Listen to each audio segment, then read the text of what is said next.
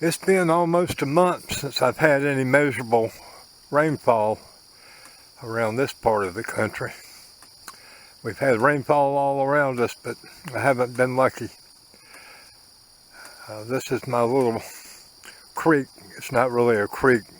It's just an intermittent ditch. But normally there's enough water in here to where this particular stone is completely submerged, and the water would come up about halfway up that rock, and there would be a good flow.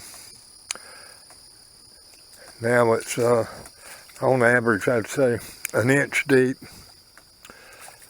and there is water flowing into this little ditch.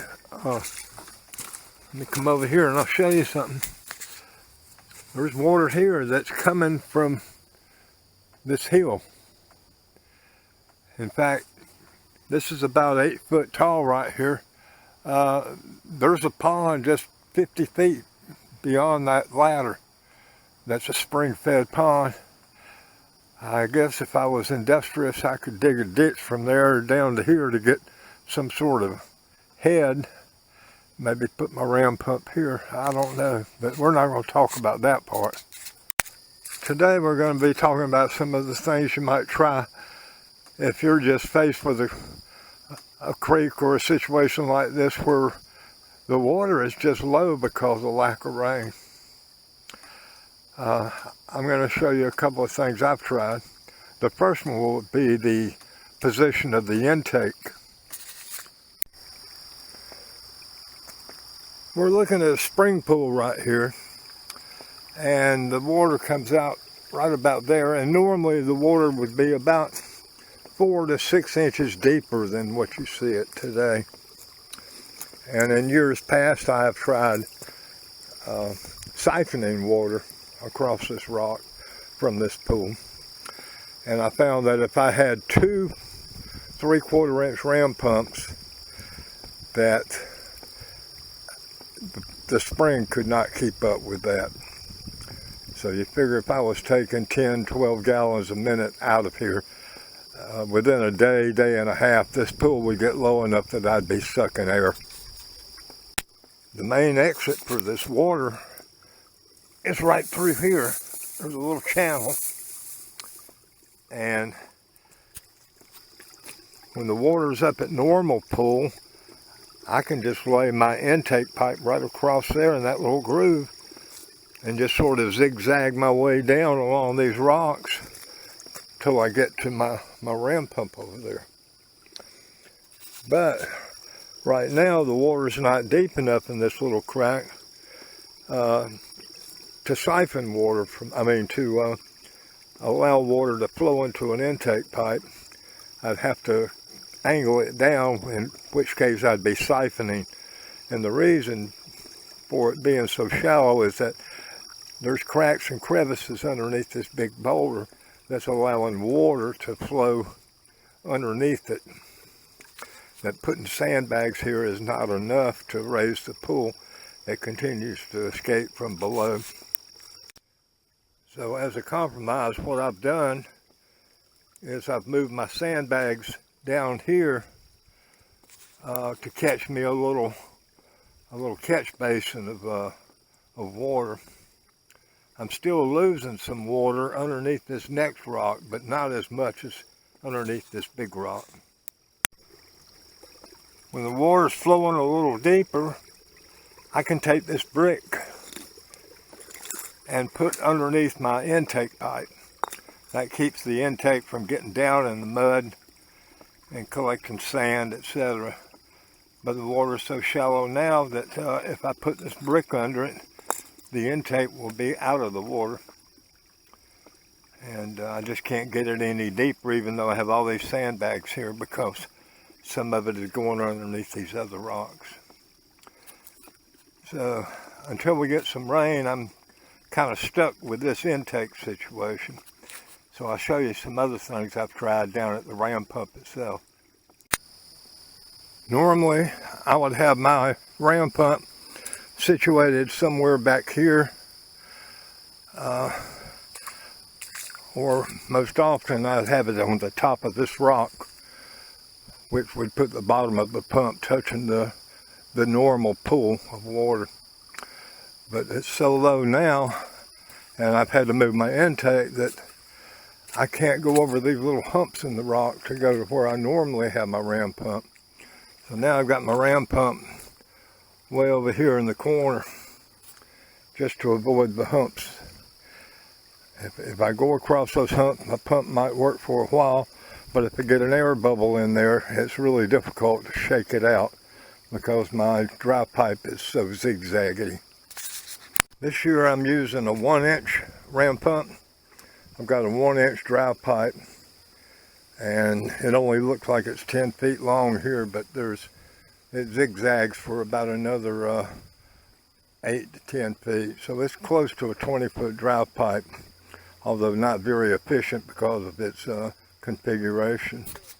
Earlier in the year, I came down here and did a flow test when I was just drawing out of that pool, not siphoning, but just allowing the pool to fill up a 1-inch pipe. I was getting between 6 and 8 gallons a minute, easy enough. It was a really good flow. The check valve I'm using for a waste valve is just a typical 1-inch swing brass check valve. I'll go ahead and turn this thing on and see if we can get it flowing pretty good.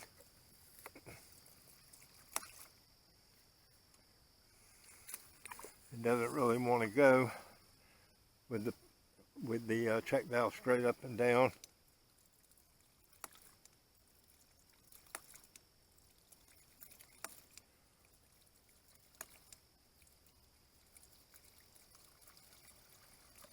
When it's straight, you see what I'm talking about. It takes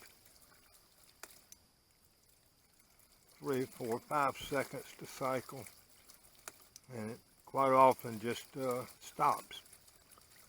Now if I lean it over to the side, I can get away with it. So if you're faced with a similar situation of low water flow, reduced water flow, the first thing I would try then, if you're messing with a ram pump, is to just put a little bit of angle on your check valve. Try and lean it maybe as much as 45 degrees until you can get it to cycle about once a second. Of course, with it not being straight up and down, you're going to lose some of its efficiency. Actually, you're looking at my solution right here with my particular situation. I'm still using the 1-inch check valve. I've just got it leaning to the side. Right now it's only about 25 degrees. Before I leave the creek today, I will turn it full 45-degree angle because I know how easy this thing is to shut off.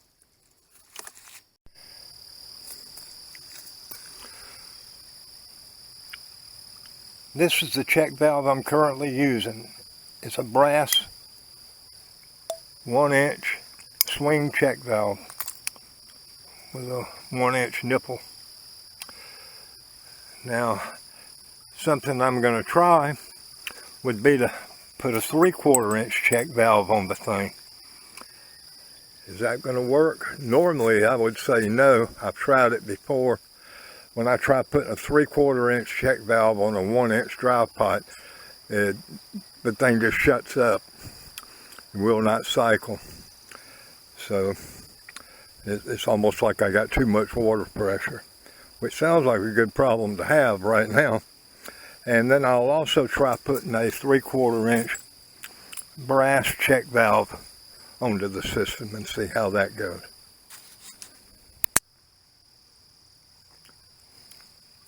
To put a 3/4 inch check valve on my 1-inch ram pump, I'm going to need some sort of adapter. So I've got this nipple. It's 1-inch male on one side and 3/4 inch male on the other. I'll screw the 1-inch male down into the pump and then screw the 3/4 inch check valve onto the 3/4 inch end nipple end.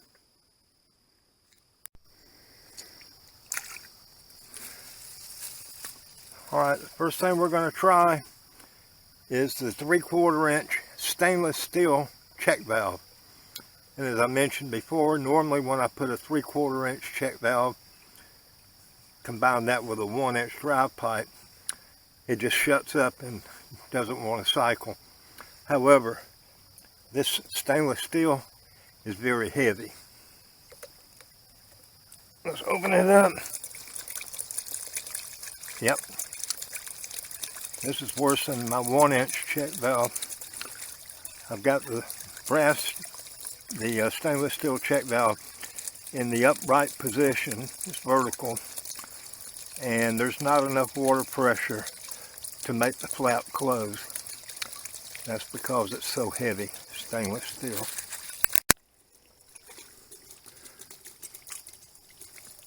What I'm going to do is bend the angle of this stainless steel check valve a little bit. Nothing. Lean it over some more.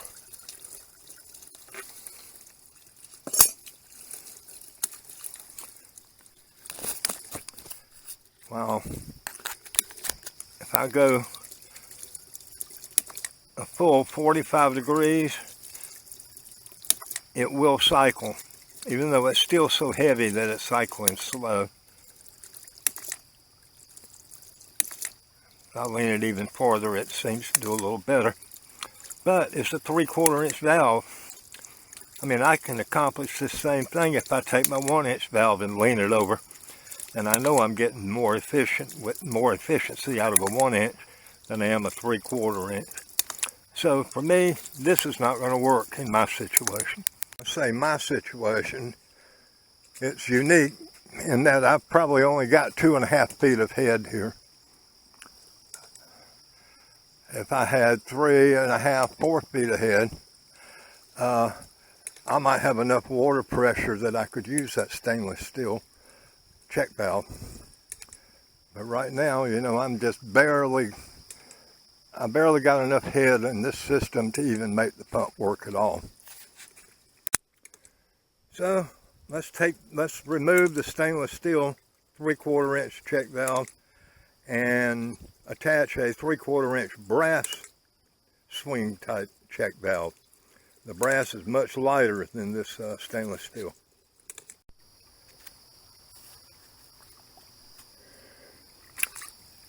Alright, I've got the 3/4 inch brass check valve attached to my 1 inch round pump. Let's turn on the faucet and see what happens. Now that is in the exact upright position, and it seems to be somewhat working. My 1 inch check valve would not work in the full upright position. This brass check valve 3/4 inch is working.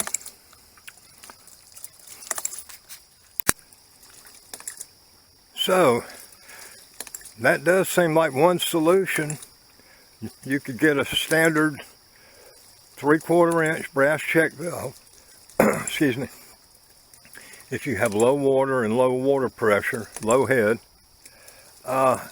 It's possible that 3/4 inch check valve is going to do okay for you until it rains and you build up, you know, a little more water pressure. But I'll spoil it for you. I've tested this 3/4 inch brass check valve up at my reservoir, and I'm actually getting a little bit less production out of it than I am with a 1 inch check valve leaned over 45 degrees. So, you know, it's close, but in my situation, I'm going to stick with the 1 inch check valve, even though I have to lean it, just in case we get a rainstorm tomorrow or the next day. I don't have to come wading down here and do a whole lot of switching around. All I have to do is come over and turn my 1 inch brass check valve back to the upright position, and I'll be good to go. Now, there is one more possible option as far as these check valves go, but I was not able to find what I'm looking for. I was looking for a very lightweight 1-inch brass check valve. I could not find it. If you know a plumber, someone who works with check valves, they may be able to give you a link for one. The reason I was thinking about that is because a couple of years ago, I made a purchase from Amazon, and I'll put a link on my screen right here as to what the brand name of the 3/4 inch check valve was.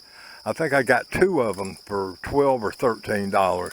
The price was ridiculously low. And when I received the product, I could see why the price was so low. It's because the check valves weighed just about nothing. It was almost like they were made out of tin. But I'm thinking if I could have a 1-inch lightweight check valve, that it might work right here in the upright position. But that's just a dream for now. Meanwhile, I know that 3/4 inch is available. I just checked Amazon this morning, and so I'll try to give you enough information here in a caption or something where you can find it. If you have a 3/4 inch system and your water pressure gets so low you can't use your 3/4 inch valve in the upright position, you might want to buy one of these, a pair of these little lightweight things, and see how they work for you with that low pressure.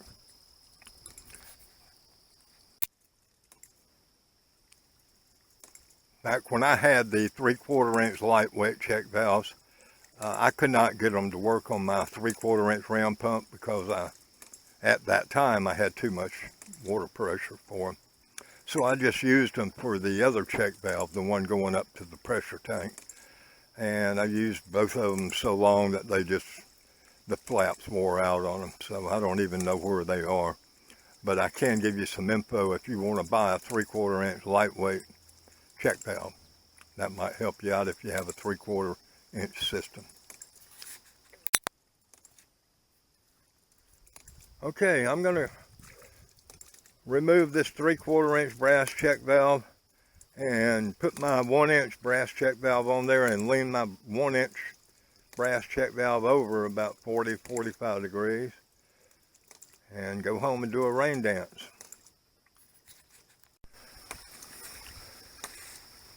There's a crazy amount of water available around here just underneath the surface or when it rains.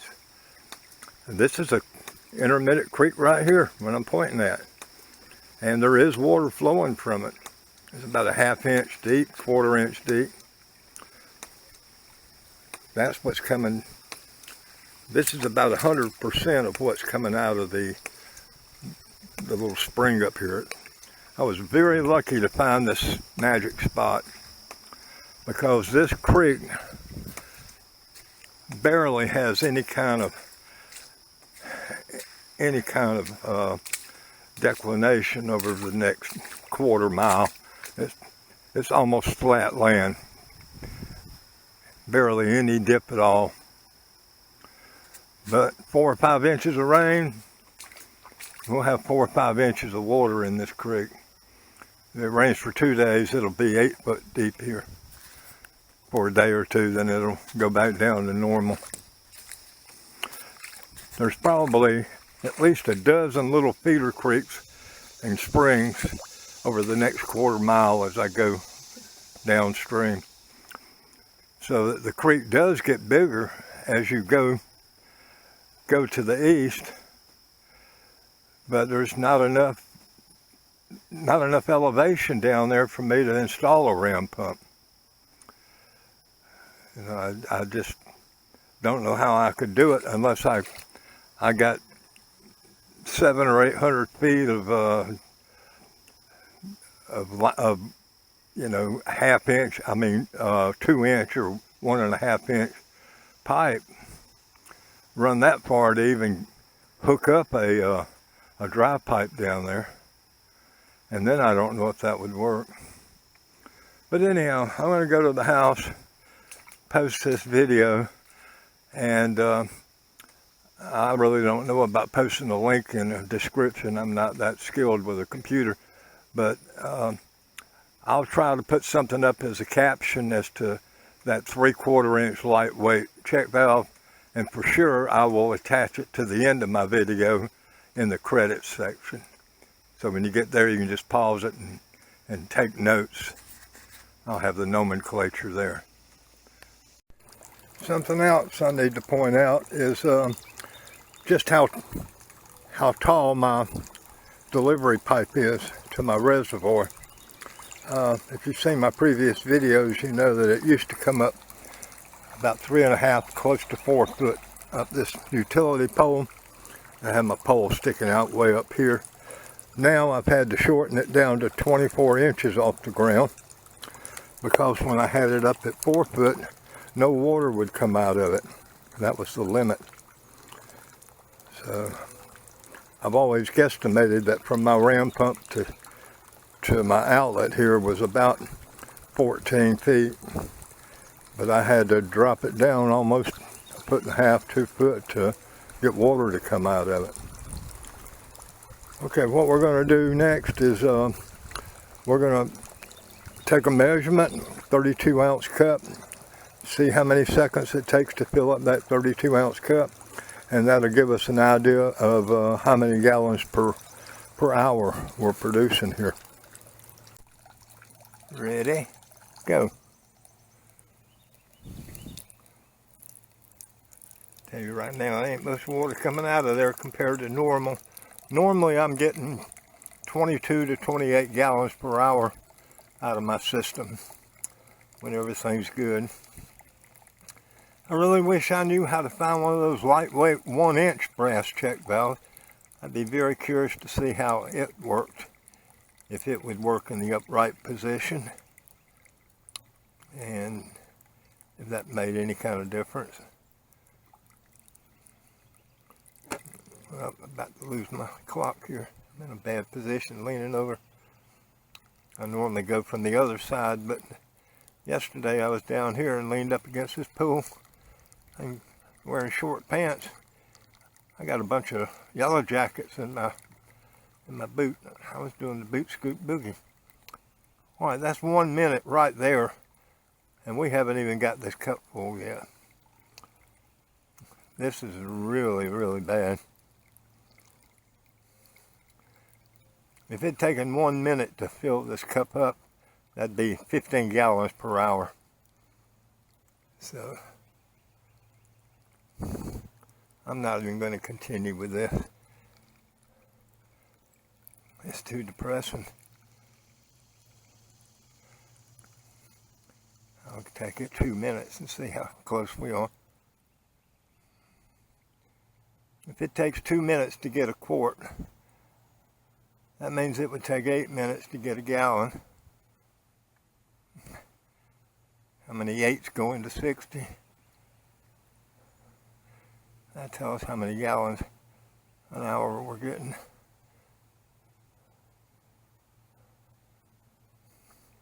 Well, we're going to call it 2 minutes to get a quart. Let me think about that for a second.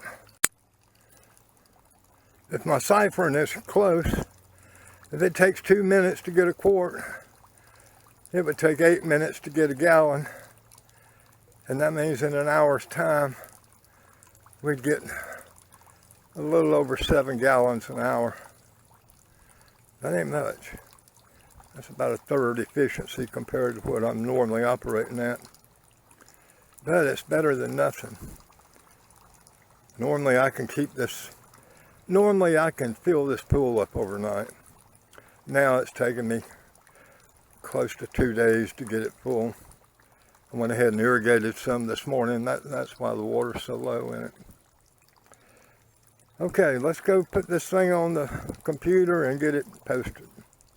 Appreciate you guys watching today.